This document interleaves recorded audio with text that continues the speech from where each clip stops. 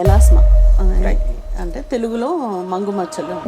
So ఇవి ఎందుకు వస్తుంది, ఇది కారణం ఏంటి? రైట్. మెలాస్మా కానీ మంగు మచ్చలు కానీ దీన్ని ఇంగ్లీష్లో మెలాస్మా అంటారు, తెలుగులో మంగు మచ్చలు అంటారు. దీనికి మెయిన్ రీజన్ ఫస్ట్ జెనెటిక్స్. అంటే మనం 100 మందిని తీసుకుంటే 50% ఆఫ్ ది పీపుల్కి జెనెటిక్స్, అంటే వాళ్ళ ఫాదర్కో మదర్కో లేకపోతే అంకుల్స్కో ఆంట్స్కో ఎవరికన్నా ఉంటే వీళ్ళల్లో వచ్చే ఛాన్స్ ఎక్కువగా ఉంటుంది అనమాట. 50% ఆఫ్ ది కేసెస్ అలా ఉంటాయి. నెక్స్ట్ ఇంకో మెయిన్ రీజన్ వచ్చి exposure to sun rays. Sun rays అంటే మనకు సన్లో యువీ రేస్ ఉంటాయి, అవి నాన్ విజబుల్ రేస్. అదేవిధంగా లైట్ రేస్ కూడా ఎక్స్పోజ్ అయినప్పుడు, both UV rays and light rays అని ఎందుకు ఇంపార్టెంట్గా చెప్తున్నామంటే ఓన్లీ సన్ రేస్ అనే కాదు, మీరు ఎక్కువ టీవీ చూసినా లేకపోతే ఎక్కువ ఫోన్ చూసినా ఆ లైట్ ఎక్కువ పడినా కూడా ట్రిగర్ అయ్యే ఛాన్స్ ఎక్కువగా ఉంటుంది అనమాట. దీంతో పాటు కొన్ని సందర్భాల్లో విటమిన్ డి డెఫిషియన్సీ ఉన్నా కూడా మనకు ఇవి వస్తుంటాయి. అంతేకాకుండా వీటన్నిటికంటే మెయిన్ రీజన్ ఏంటంటే హార్మోనల్ ఇంబ్యాలెన్స్ కి రీజన్ ఏదన్నా ఉండొచ్చు. ఫర్ ఎగ్జాంపుల్ ఫిజియలాజికల్ కండిషన్, ప్రెగ్నెన్సీలో కూడా కొన్ని హార్మోనల్ చేంజెస్ వస్తాయి అనమాట. ఈ ప్రెగ్నెన్సీలో కూడా మనము ఈ మెలాస్మా చూస్తుంటాం. తర్వాత హార్మోనల్ చేంజెస్ ఎప్పుడు వస్తాయి? మెనోపాజ్ లో వస్తూ ఉంటాయి అనమాట. ఆ మెనోపాజ్ స్టేజ్ లో కూడా మనము